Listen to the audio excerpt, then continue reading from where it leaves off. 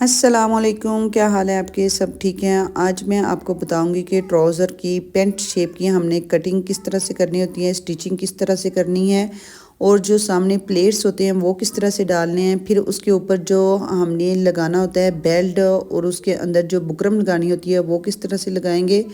जो हमारे साइड से ट्राउज़र झोल खा रहे थे वो क्यों होते हैं, पांचे क्यों हमारे आगे पीछे हो जाते हैं, उसके बारे में मैं आपको मुकम्मल डिटेलिंग बताऊंगी। लेकिन उसके लिए ये है कि आपने वीडियो मुकम्मल तौर पे देखनी है, इसमें स्किप नहीं करनी है। सबसे पहले हमने जो भी आपके पास माप होना है उसमें आपको अच्छे से रिटर्न कर लेना है और आपने अपने सामने रख लेना है। फिर आपने चले सबसे पहले मैं आपको इसकी कटिंग का तरीका बताती हूँ। सबसे पहले आपने ऊपर फ्रंट साइड की कटिंग करनी है और ऊपर वाले जहाँ पे आपने बेल्ट वगैरह डालना होता है, जिसमें आपने इलास्टिक डालना है, वहाँ पे आपने 2 इंच का निशान लगा लेना है। 2 इंच का निशान हमने इस वजह से लगाना है कि इसमें हमने बाद में कपड़ा ऐड नहीं करना, बल्कि ऊपर वाला जो कटिंग होगी, जो हमारी ये हमने लगाना निशान लगाना है, वो ही उसी में हमने इलास्टिक एडजस्ट करना है। 2 इंच के निशान पे आपने मार्जिन लगा के आपने लाइन लगा लेनी है। उसके बाद हमने जो आसन है वो लेना है। मेरा यहाँ पे 14 इंचज़ है, तो मैं यहाँ पे 14 पे लंबाई के रूप में जो होता है उसको आसन कहते हैं, उसका वो निशान लगा लेंगे। अच्छा, आपने वीडियो ध्यान से देखनी है और उसके बाद आपने फिर अपने माप के अकॉर्डिंग ही एडजस्ट करना है। अभी हम इसका घेर लगा लेंगे। घेर जो है वो 12 इंच है, तो मैं इसको 12 इंच ही रखूँगी, क्योंकि ये हमारे पास तैयार फ्रंट कटिंग होगी। जो फ्रंट कटिंग है आपने एग्जैक्ट उसी अंदाज से करनी है जो आपके पास तैयार कंप्लीट आपके पास जो शलवार या ट्राउज़र या जो भी आपके पास स्टिचिंग होती है उसका होता है। इसको फिर हमने जो ऊपर वाला जहाँ पे आपने 10 इंच का निशान लगाया था, वहाँ से आपने नीचे आसन वाले पोर्शन को मिला देना है और वहाँ से आपने जो हमने लगाया था घेर का निशान, उसको भी सीधा निशान लगा लेना है। फिर जो वहाँ पे ट्रायंगल शेप बनी होती है वहाँ पे आपने 1 इंच या 1.5 इंच मैक्सिमम आपने 1.5 इंच की गुलाई करनी है, इससे ज़्यादा गुलाई नहीं करनी होती। यहाँ पे एक और पॉइंट मैं आपको बता दूंगी, अगर आपकी ये गुलाई भी ज़्यादा हो जाती है तो इस तरह होता है कि आप एक तो खिंचाव फील होता है, फिर ट्राउज़र बार बार फटता है। इसकी गुलाई भी आपने ज़्यादा नहीं करनी। उसके बाद ये जो पॉइंट अभी मैं लगा रही हूँ ये बहुत ही कंपलसरी है, ध्यान से इसको आपने ज़रूर लगाना है। ये वो पॉइंट है जहाँ पे आपकी बेसिक कटिंग होती है।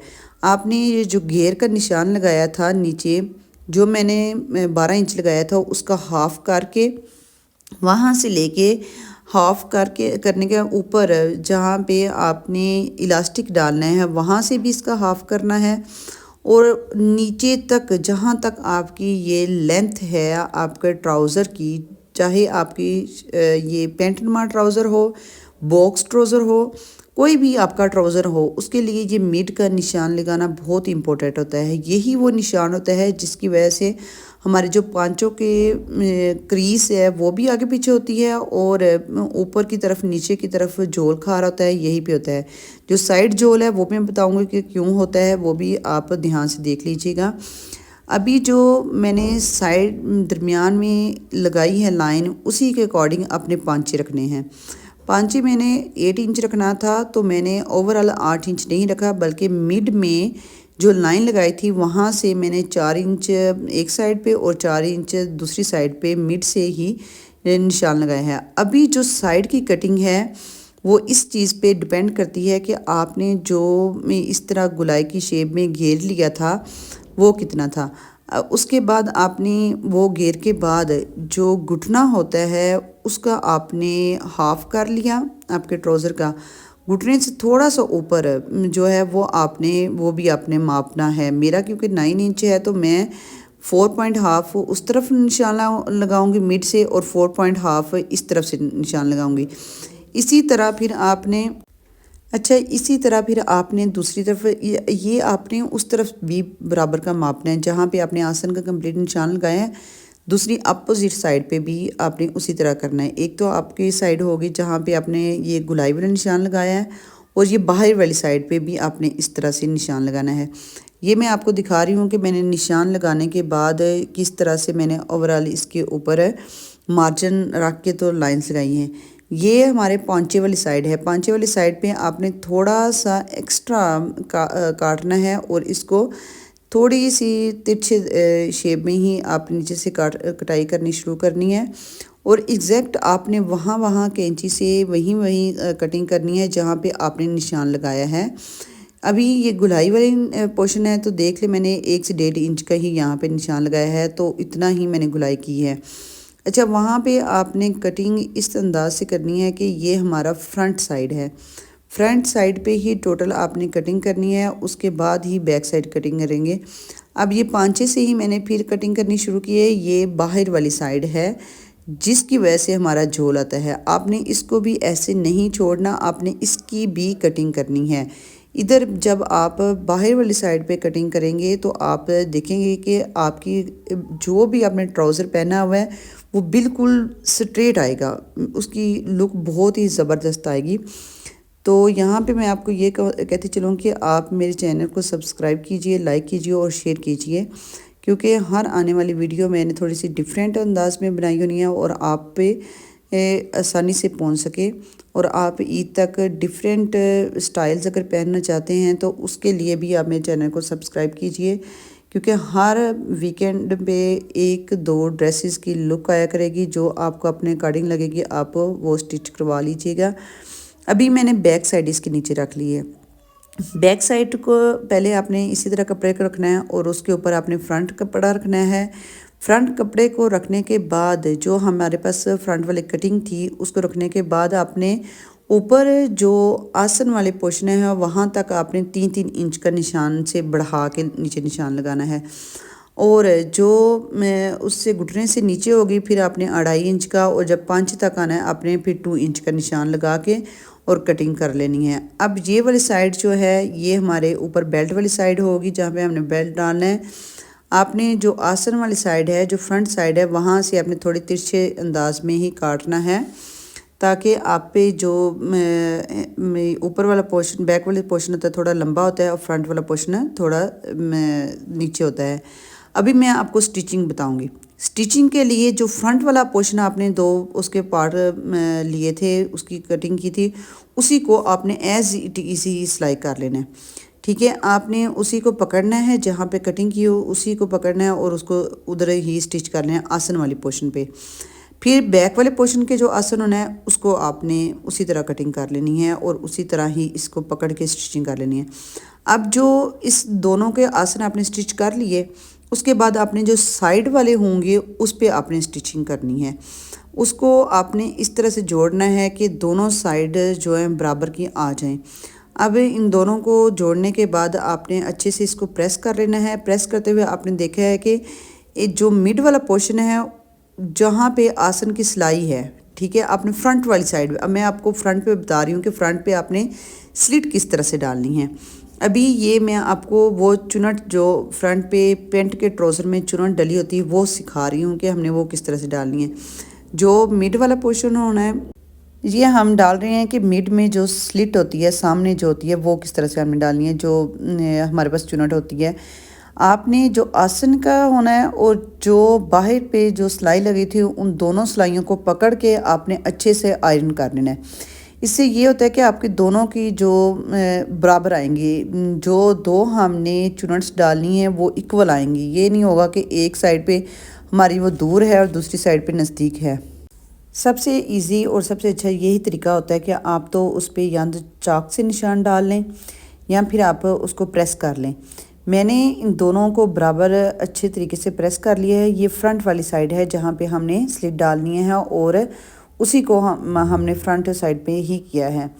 अभी हमने ये देखे दोनों जब हमने इस्त्री कर लिया है तो अभी हम दोनों को बराबर का वहाँ से चाक से हम निशान लगा लेंगे और दोनों को ही हम इक्वल जितना हमने दोनों ये फासला इसके दरमियान में रखना है, चौड़ाई जितनी इसने हमने रखनी है उतना ही हम दोनों के साइड पे अच्छे से निशान लगा लेंगे। अब दोनों को निशान लगाने के बाद हम फिर इसको इतना इसकी सिलाई भी हम करेंगे, क्योंकि इतनी हमने सिलाई करनी है कि थोड़ा सा हमारा ऊपर 2 इंच का जो मार्जिन होना है वो भी उसमें आए और 2 इंच नीचे आए। तो तकरीबन हमने 5 इंच तक इसकी ये जो सिलाई है वो हमने 5 इंच तक लगाएंगे। दोनों को इक्वल निशान लगाने के बाद अब हम इक्वल ही उस पर सिलाई लगाएंगे, क्योंकि 2 इंच तो ऊपर हमारे ये आ जाएगी हमारा जो इलास्टिक होना है और 2 इंच या 2.5 इंच हमारा नीचे आएगा। तो आप 5 इंच तक इसकी सिलाई लगा सकते हैं। तो 5 इंच पे सिलाई लगाने के बाद उसी तरह आपने थोड़ा सा इसको वापस भी लेके जाना है। इस तरह ये होता है कि सिलाई पक्की हो जाती है। अब हम दूसरी तरफ भी इसी तरह सिलाई लगाएंगे। दोनों सिलाइयों को आपने अच्छे से लगा लेना है और इस तरह लगाना है कि ये ना तो जल्दी से ये ओपन हो सके, और ये क्योंकि गर्म कपड़ा है तो सिलाई भी इसी तरह थोड़ी सी टाइट हो जाएगी। इस तरह हमने लगाने के बाद दोनों को चेक कर लेना है कि ये बराबर की हैं कि नहीं है। अभी आप मेरे चैनल को अगर न्यू है तो काइंडली इसको सब्सक्राइब कीजिए, लाइक कीजिए और शेयर कीजिए। अब हम इस तरह करते हैं कि दोनों को देख लेते हैं कि ये हमारी अगर सिलाई इक्वल नहीं है तो आप नीचे देख बराबर कर सकते हैं। नीचे जब आपने इसको इस्त्री करना है दोबारा तो आप देख के तो कर सकते हैं बराबर इसको। अब इस तरह करना है कि इसको उसी तरह नहीं रहने देना, बल्कि इस तरह से इसको हमने ऊपर से इस्त्री लगानी है इस शेप में करके, तो फिर हमने इस्त्री करनी है ताकि हमारे जो अंदर की तरफ है वो बराबर आए। ये देखिए दोनों के इक्वल ही और इतनी प्यारी सी दोनों की आई हैं बराबर। ये चुनट्स बहुत इंपॉर्टेंट होती हैं। ये चुनट्स आपने मस्ट डालनी होती है, क्योंकि इसी से हमारा जो है वो आता है कि पैंट की किस तरह से है और आम ट्राउज़र जो है वो किस तरह से डिफरेंट होता है। अभी मैंने जो पांचे हैं वहाँ पे मैंने 2 इसकी बराबर की सिलाइयाँ लगा ली थी, जो कि मैंने बारीक पिनट्स डाले थे, पिनटिक्स डाले थे, वो मैंने लगा लिए हैं। अब मैं आपको बताऊंगी कि ये जनरेशन के ड्रेसेस पे किस तरह से कढ़ाई होती है वो मैं आपको बताती हूँ। इस तरह आपने सुई में धागा डाल लेना है और छोटे छोटे से इसके पिक करनी है। छोटा सा पोर्शन नीचे से पिक किया, फिर आपने सुई अंदर डालनी है, फिर आपने छोटा सा पोर्शन पिक किया, फिर आपने इस तरह से ही आपने डालनी है। आपने ये निशान ज़रूर लगाने थे, या तो आप इस्त्री से लगा लें या फिर आप चॉक की हेल्प से लगा लें। चॉक वो है जो आपने कपड़े को शॉप पे आपने देखा होगा निशान लगाते हैं, वो है, ये इजीली रिमूव हो जाता है। अच्छा, इसके बाद जो फूल हैं वो किस तरह से बनाने हैं वो मैं आपको बताती हूँ। आसानी से आपने वही धागा पकड़ना है जो आपने नीचे लगाया है, उसी तरह से बड़े आसानी से ये बन सकते हैं। आपने इसको अच्छे से फ्रेम में एडजस्ट कर लेना है। फ्रेम में एडजस्ट करने के बाद मैंने ये जो फूल हैं वो इस अंदाज से लगाए कि 2 इंच का डिफरेंस आए। अगर आपको ज़्यादा बनाने हैं तो आप 2 इंच से कम ले सकते हैं, अगर ज़्यादा कम बनाने हैं तो आप 2 इंच का फासला ले सकते हैं। जहाँ से सुई निकली होगी आपने वहीं पे ही दोबारा सुई डाल के बाएं तरफ वाले अंगूठे से धागे को पकड़ना है और फिर आपने अपनी तरफ जितनी उसके ऊपर वाली लेंथ बनानी है उतनी बना के, तो आपने फिर वहीं से जहाँ पे लेंथ इसकी ख़त्म होनी है वहीं से सुई को बाहर निकाल लेना है। ये साइड वाले जो होंगे फूल वो थोड़े से छोटे होंगे और जो ऊपर की तरफ बने हुए हैं वो ये थोड़ा सा बस उसमें थोड़ी सी लंबाई होगी। इस तरह से आपने दोनों साइड के पांचे पे बना लेने हैं जितने आपका दिल करता है। अभी मैं आपको इस पे बताऊंगी कि हमने इलास्टिक किस तरह से लगाना है। इलास्टिक लगाने की जो टेक्निक है वो बहुत ही आसानी से मैं आपको बताऊंगी कि किस तरह से बनानी है। अभी जो फ्रंट पे जहाँ पे हमने चुनट्स डाली हुई थी ना, वहाँ तक का आपके मार्जिन लेके आपने बुकरम को उतना ही बस लगाना है। आपने इससे ज़्यादा नहीं लगाना है। ये आपके पास बहुत प्लस पॉइंट है कि आपको आइडिया हो जाएगा कि हमने बुकरम कितनी लगानी है। बुकरम हम एग्जैक्ट ऊपर नहीं लगाएंगे बल्कि नीचे लगाएंगे। 2 इंच का जो हमने डिफरेंस रखा हुआ था वो इसी वजह से था कि हम इस पर इलास्टिक एडजस्ट करेंगे, हम इसमें बुकरम एडजस्ट करेंगे। जो भी आपका, अगर आप ओवरऑल इलास्टिक डालना चाहेंगे तो वो आप सिंपल ट्राउज़र में डालेंगे। जो पेंट वाला ट्राउज़र होता है उसमें आपने बुकरम ज़रूर एडजस्ट करनी है। इसी वजह से मैं आपको मुकम्मल तौर पे इसकी कटिंग और स्टिचिंग बताऊंगी। एंड पे अभी मैंने वो मिड पे जो सिलाई लगती है वो किस तरह लगती है वो भी मैं आपको बताऊंगी, जिसकी वजह से हमारा खिंचाव जो होता है ट्राउज़र पे वो किस तरह से आता है। अच्छा, बुकरम लगाने के बाद आपने इस तरह करना है कि सीधी साइड को उल्टी साइड की तरफ करना है, और बुकरम के ही इक्वल आपने सारे इस तरह जो ऊपर वाला जिस पे इलास्टिक डालना है, जितना बुकरम की तरफ फोल्ड किया है ओवरऑल सारा उस तरफ फोल्ड करके आपने उसके ऊपर इस तरह करना है। इस तरह ये होता है कि आपका इलास्टिक जो होता है वो भी एक तरह जितना ही डलता है, और उसका ये है कि जो इलास्टिक का एज होता है जो हमने इस्त्री किया होता है वहाँ पे आराम से हमें पता चल जाता है कि यहाँ तक ही हमारा आएगा। अच्छा, ये बुकरम जो हमने लगाई है इसी को फिर आपने मार्जिन रखते हुए यहीं से आपने स्टिच करना शुरू करना है। बुकरम को पहले प्रेस करने के बाद इसके ऊपर आपने इलास्टिक किस तरह से रखना है, ये इलास्टिक की कटिंग में मैं आपको बता रही हूँ कि किस तरह आपको एडजस्ट करना है। आपने इस तरह करना है कि आपके पास जो भी है शलवार आपके पास या आपके पास ट्राउज़र है, उसका आपने जिस तरह वो पड़ा होता है उसको खींच के नहीं, उसी अंदाज से ही आपने उसकी लेंथ माप लेनी है और उतना ही ये भी काटना है। अभी मैं आपको बताती हूँ कि इलास्टिक को लगाना कैसे है। जहाँ पे बुकरम ख़त्म हो रही है वहाँ पे आपने उसी शेप की, उसी डिज़ाइन से, उसी लेंथ से आपने इसको लगाना है। इसको पक्का करना है आपने, ताकि जब आप खींचे तो ये टूटे नहीं, इसके अंदर धागा जो है वो पक्का हो। तो आपने 2 दफ़ा इसको पक्की सिलाई कर लेनी है। पक्की सिलाई करने के बाद आपने इस तरह सीधा इसको दूसरी साइड पे भी अटैच करना है, तो इसको सीधा अटैच नहीं करना। ये जिस तरह आपने अपने हाथ रखना है उसके ऊपर, और उसके बाद आपने जब ये सीधा आएगा तो इस तरह नहीं करना आपने, बल्कि उसकी उल्टी साइड पे इस तरह से करना है। दोनों साइड जो है वो उस तरह से आपने बुकरम की दूसरी तरफ भी अटैच करना है। आपने इसको सीधा नहीं करना, बल्कि आपने उस शेप में करना है जिस शेप में इलास्टिक लगा हो। उसके बाद हम ये जो हमारे पास आसन होता है उसकी सिलाई लगानी होती है, ये जहाँ जिस पे हम इलास्टिक डालते हैं वो वाला हिस्सा है जिसमें हमने इलास्टिक डालना है। तो ये दोनों तरफ से ही आपने सिलाई को पक्का कर लिया। अब आपको मैं बताती हूँ कि आपने स्टिच कहाँ से शुरू करना है। ये देखिए इलास्टिक कितने अच्छे से लगा है, ये इस तरह से गोल शेप में ही आपका लगना चाहिए। आपने इस तरह फ्लैट शेप में नहीं रखना, बल्कि गोल शेप। जब आप इसको दोनों साइड पे सिलाई लगा लेंगे तो आप चेक करेंगे कि ये गोल शेप का है। अगर तो ये गोल शेप का लगा तो फिर आपका सही इलास्टिक है, नहीं तो आप इसको दोबारा गोल शेप का खींचिएगा। अच्छा, अब हमने सिलाई कहाँ से शुरू करनी है। आपने कपड़े को फोल्ड करना है। कपड़े को फोल्ड करने के बाद जो आपके आसन के दरमियान की सिलाई होगी वहाँ से आपने शुरू फ्रंट वाली साइड पे जहाँ पे आपने बुकरम अटैच की है उसकी जो मिड वाली साइड है वहाँ से आपने ये सिलाई स्टार्ट करनी है। बुकरम पे तो अगर सिलाई आ गई तो हैर है, लेकिन आपने जो इलास्टिक डालते हुए सिलाई करनी है वो आपकी सिलाई इलास्टिक पे नहीं आनी चाहिए। आपकी सिलाई का ये है कि जहाँ पे इस्त्री है वहाँ पे आप इलास्टिक उस तरफ से करते जाएं और उसके नीचे आप एज़ इट इज़ ही सिलाई लगाते जाएंगे। और सिलाई के लिए आपको ये है कि जो कपड़ा है वो पीछे की तरफ करते जाएंगे और इलास्टिक को खींच के आगे की तरफ करते जाएंगे। इससे ये होगा कि आपको एडजस्ट भी करना इजी हो जाएगा और बहुत ही नीट इससे लुक आती है और बड़ी आसानी से ये इलास्टिक हमारा अटैच हो जाता है। इसी तरह आपने ये सिलाई लगाते जाना है और बुकरम जहाँ पे आ गई तो वहाँ पे आपने इसको भी ऊपर की तरफ, बुकरम के ऊपर नहीं सिलाई लगानी है, उसी तरह आपने फिर नीचे की तरफ लगाते जाना है।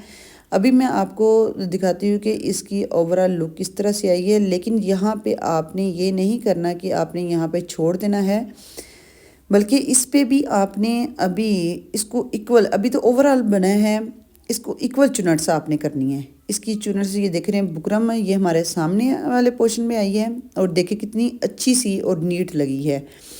और जो हमारे फ्रंट पे चुनट्स थी वो भी उसी तरह से बराबर आई हैं। अभी हम जो मिड पे सिलाई होती है वो लगाएंगे। अच्छा, मिड की सिलाई के लिए आपने बुकरम पे सिलाई नहीं लगानी, जहाँ से बुकरम ख़त्म होती है वहाँ पे लगानी है।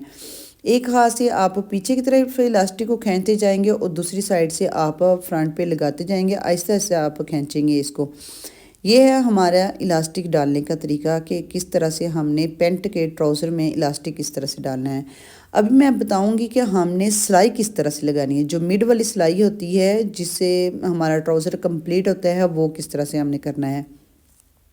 ट्राउज़र को आपने इस तरह से उल्टी शेप में रख लेना है और इसके हमने पांचे जो है वो बराबर कर लेने हैं। उसके बाद आपने जितने पांचे रखने हो वहाँ पे आपने निशान लगा लेना है।